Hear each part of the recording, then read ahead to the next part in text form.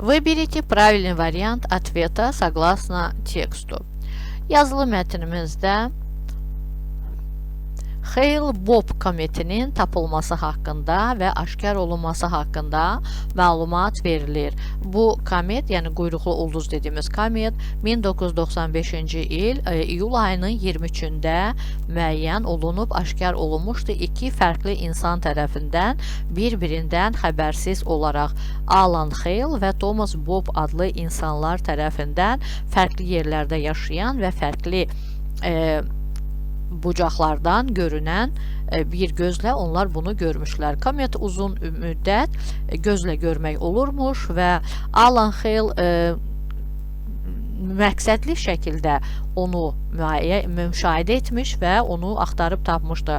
Thomas Bopp isə təbii ki, şəxsi teleskopu olmadığı üçün o sadəcə təbiətdə, doğal təbiətdə dostları ilə dincəldiyi zaman təsadüfən bu kometi aşkar etmişdir. Мэтнен irəli gələrək, американский наблюдатель Томас Бопп пользовался своим телескопом неверно.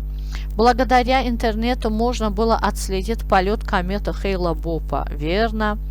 Ближайшую к Солнцу точку орбиты кометы Хейла-Боппа прошла в конце 19 века. Неверно. После открытия новой кометы она была обозначена как S-дробь 1995 O1. Верно.